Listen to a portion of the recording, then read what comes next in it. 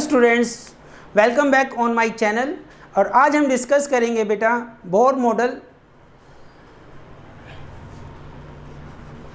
क्या डिस्कस करेंगे? Bore atomic model.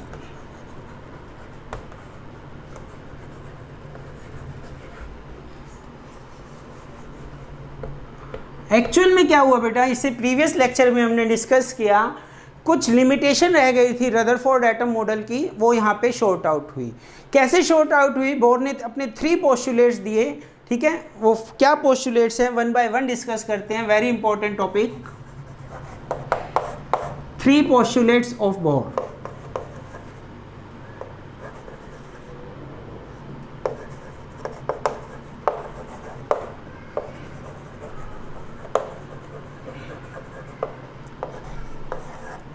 First postulate में बताया बेटा, every atom consist of tiny central core in which entire mass, almost entire mass, almost कह रहा हूं लगभग सारा mass and entire positive charge is concentrated and the nucleus के चारों तरफ and the electrons are revolving around the nucleus and electrons are revolving around the nucleus and the necessary centripetal force required by an electron is given by, and the necessary centripetal force required by an electron is given by electrostatic force of attraction. This is the first postulate. क्या कहा गया इसमें? every atom consists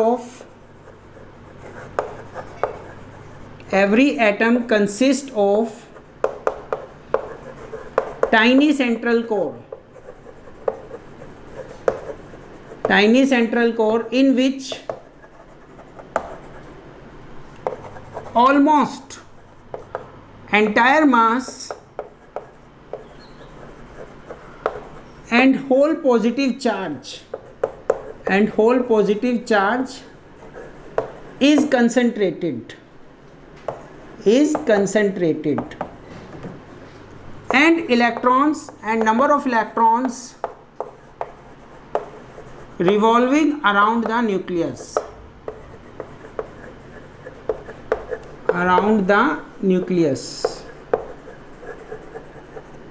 ठीक है बेटा, simple है यहां तक। And the necessary centripetal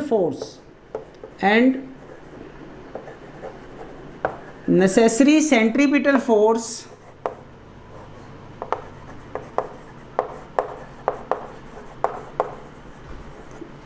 required by an electron is given by electrostatic force between them. ये जो इक्वेशन लिख रहा हूं बेटा, दिस इज मोस्ट इंपॉर्टेंट। तो necessary centripetal force means mv² upon r। किसने दिया? Necessary centripetal force is provided by electrostatic force k ze² upon r²।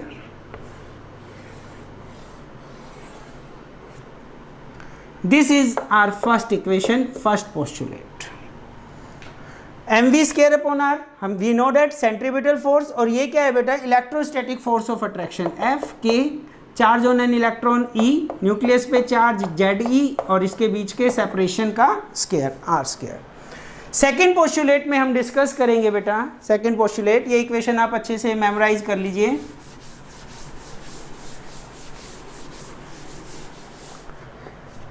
Second postulate में क्या कहा गया, इक्वेशन लिखता हूं, उसी को हम वर्ड्स में डिस्कस करेंगे।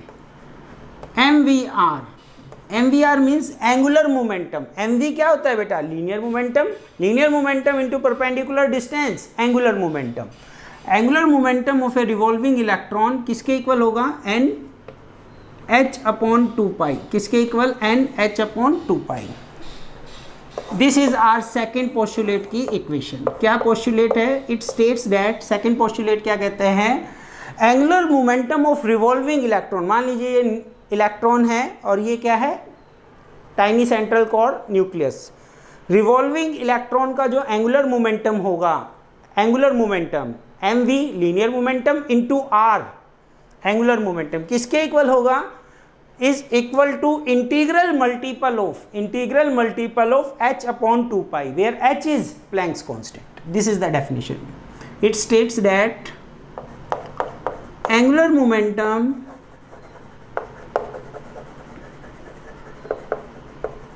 it states that angular momentum of revolving electron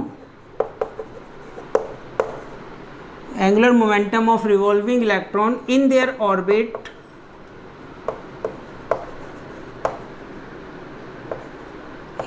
orbit is equal to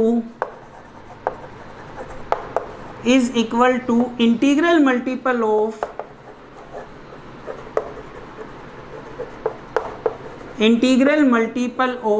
किसका इंटीग्रल मल्टीपल है? h/2 integral multiple of h/2 where h is Planck's constant.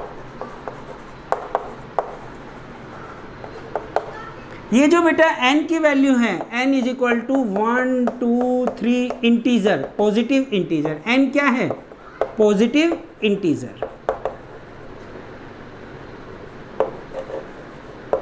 also known as principal quantum number,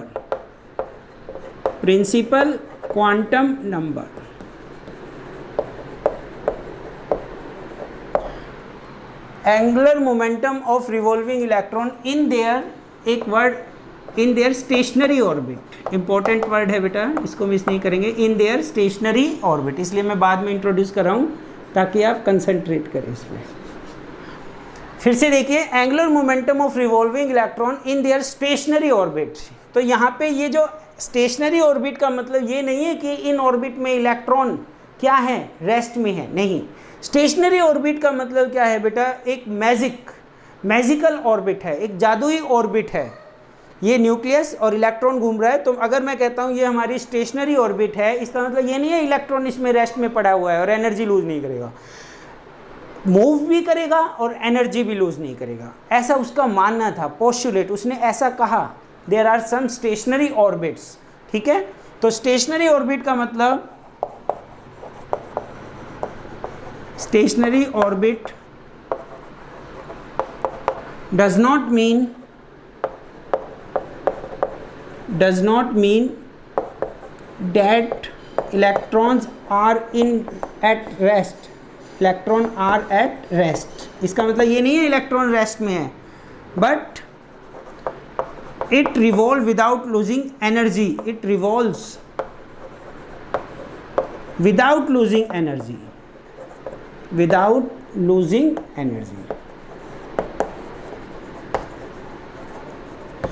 तो आप समझ रहे हैं बेटा, in orbit में electron जब घूमेगा तो एनर्जी को लूज नहीं करेगा। तो जो लिमिटेशन हमने डिस्कस की थी प्रीवियस लेक्चर में रदरफोर्ड मॉडल में, तो वो क्या था? कॉन्टिन्यूस एनर्जी को रिलीज कर रहा था, लूज कर रहा था, जिसकी वजह से उसको फॉल कर जाना चाहिए। तो यहाँ से बोर ने क्या किया, इस बात को ही खारिज कर दिया कि वो लूज ही नहीं कर रहा। जब एनर्जी को लूज ही नहीं कर रहा तो उसका न्यूक्लियस में फॉल करने का कोई मोटिव ही नहीं है, ठीक है। तो ये हमारा सेकेंड पोस्टुलेट, नोट डाउन कीजिए।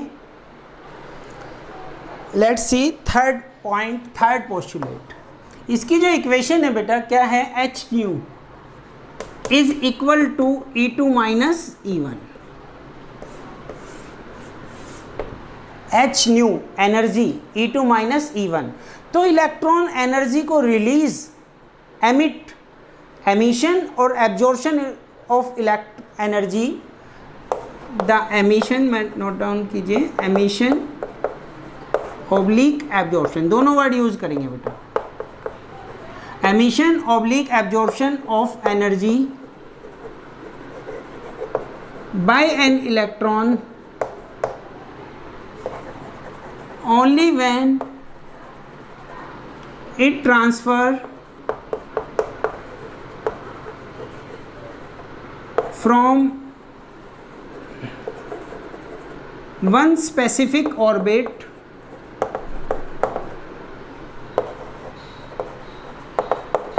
to another। जिन ऑर्बिट्स की हमने बात की, अगर वो एक से दूसरे में जाता है, हायर एनर्जी स्टेट में जाएगा बेटा। मान लीजिए E1 क्या है इसकी? Energy of inner orbit. E1 क्या है? Energy of inner orbit, energy of inner orbit. और E2 हमने कंसीडर कर लिया एनर्जी ऑफ आउटर ऑर्बिट,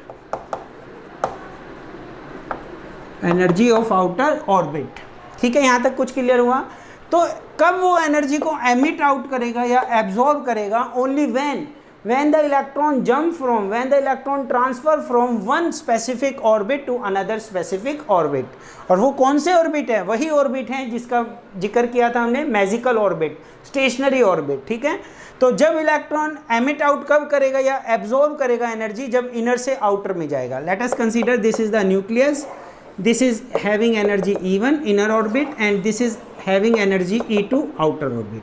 तो जब वो इनर से आउटर में जाएगा तो एनर्जी को क्या करेगा? एब्जॉर्ब करेगा। क्या करेगा? एब्जॉर्ब। क्या किया इसने? एनर्जी को, इलेक्ट्रॉन ने एनर्जी क्या की? एब्जॉर्ब की। How much?